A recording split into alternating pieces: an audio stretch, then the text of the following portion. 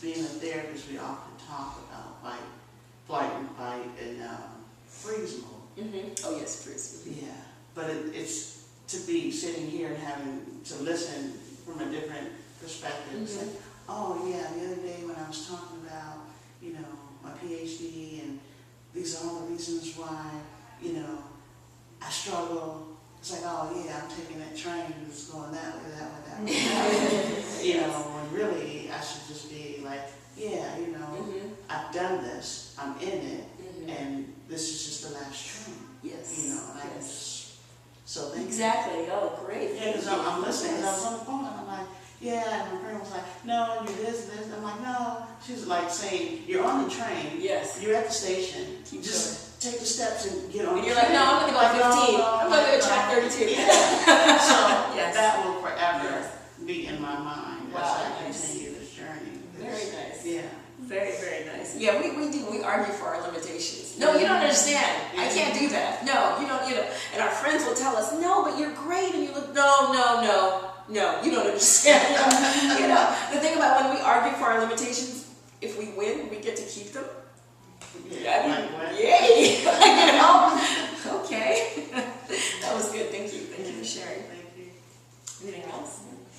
Taking on projections, and I was told I was, fat when I was younger, and I wasn't even fat, so I always grew up with that, that horrible body, what I looked like, and it took a long time, and I still have issues with it, and that tumbles into other horrible things when you're a teenager and all that, and then you figure out the triggers, you calm down, you go exercise is a healthy alternative, and then the other day I experienced this tiny girl, she wasn't even 100 pounds, and she's fat, and because her husband said she's fat.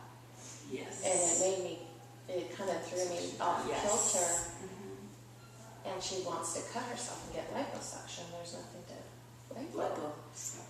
So I had to talk to her, but it was like, it's kind of weird how when you take the time to understand yourself and why you look at yourself certain ways because something happened or something was said, and then you see it in somebody else, kind of gives you a different perspective once again on yourself and how that trigger's still there. Yes. Get rid of it, yes. Yeah. Do you see how you healing you will help you help someone else? Because, if you saw the same thing happening in someone else, and it made you want to reach out and say, no, don't do that. But the best thing that you can do is heal you so that you can tell her how not to do that, or something like that. When I talk about give what you want to get, my daughter used to suck her fingers when she was little. She used to suck these middle fingers. All her pictures, she's like this. And when I had my son, she said he was still a baby. He's maybe 9 months old. Put his fingers in his mouth. She's like, Mom, I don't want him to do that. He's doing everything I do. I don't want him to do that. And I'm like, well, then you got to stop. And up until then, we couldn't get her to stop. We tried all kinds of things. I didn't try anything extreme. I was like, let her suck her fingers. Who cares? We don't do this, and we put a sock on, and you're going to get rewarded if you don't, whatever. That was just her thing. Seeing her brother do it was the thing that got her to stop. She chose, and then she put into, play, and she's, 6 at this point, she hasn't had all this research or whatever, but she decided, so she can help him. So that's the best way, again, heal ourselves, and we can help others. Getting out of that pity party, which is a lot, I see a lot in society today, or I was in a pity party and I was always on my cross and this happened to me as a kid, my parents, and I see adults in their 40s still blaming their childhood and their parenting for the actions they do today, and it's once you get to that point where, it's a reason, and then when you can help somebody, it's like, okay, maybe it wasn't a negative that I went through that experience and turn it into a positive. Exactly. It's a journey, but taking responsibility for yourself. Yes. That is so true. That is so true. There are many people today blaming parents, grandparents. Well, this is why I'm the way I am today.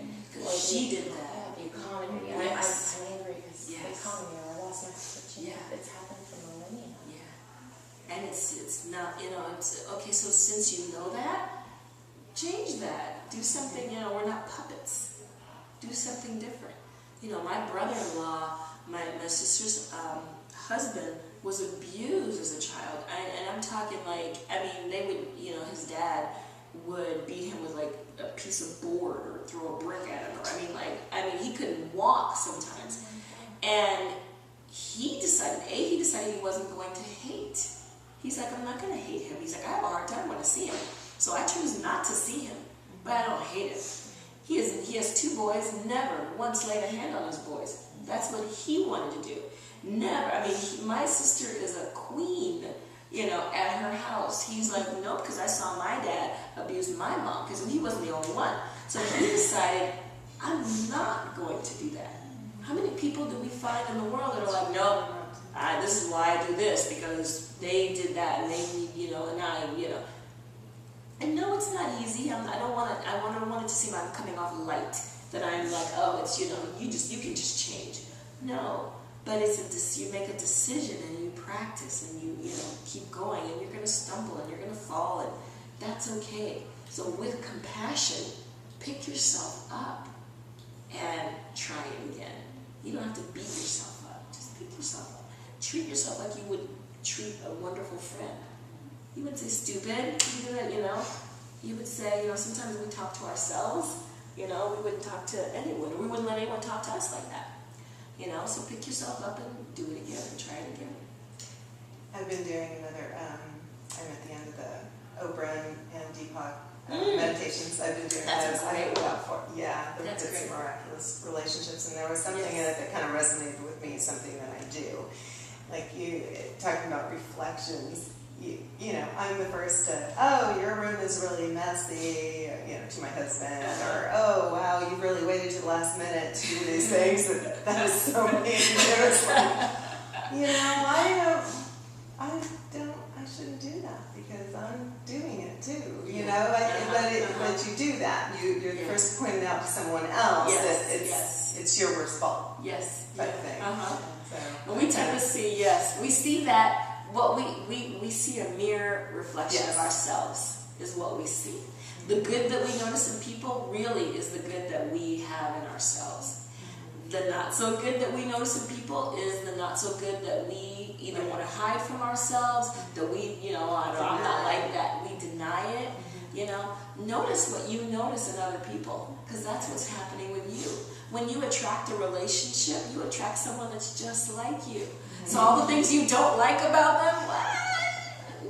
You know? Just leave it at that. You know? But all the wonderful things that you love about them, those are the wonderful things in you. So relish that. Live in that. You know, have fun with that too. But so and you know, again, being aware. Awareness brings change. You know, now you can decide how you want to deal with it. You know, right or wrong, whatever. There's, you know, but you decide how you want to deal with it. You decide what you want to do, and that's what helps it to stick more, because it's you. You're not like, oh, I should, you know. You're not beating yourself up. You're like, huh? No, when you notice, do it with detached curiosity. You know, like you're studying someone or you're studying something. I used to like Bones. Bones was my favorite show. And it was like, I did. I was like, I was there. Don't call me during Bones. Don't bother me. Bones, okay? My daughter, both of us. But you know, when Temperance Brennan used to study, when there was like a case or whatever, she studied with detached curiosity. You know, even she approached her love life, her personal life, everything like that. She's like, oh, you know, she'd be in a bar and a guy's trying to pick her up or whatever, and she's like, oh, okay, you know what's happening?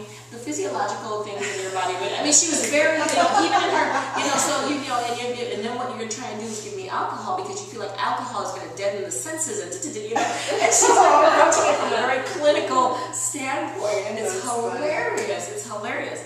But yes, that's how, notice your life sometimes like that. And so that you can, that's how you bring about change. Because you don't want to beat yourself up. So you don't want to add the layer of I'm beating myself up onto whatever else that you think that you're doing. There's no need for that. We're human. That's going to happen. Be glad, oh, I'm alive, I'm human, I made a mistake, oops. I used to have my business partner says, I'm juggling balls. And sometimes one of them falls, and I'm like, oops. But I gotta keep juggling balls, you know. So it's okay, you know.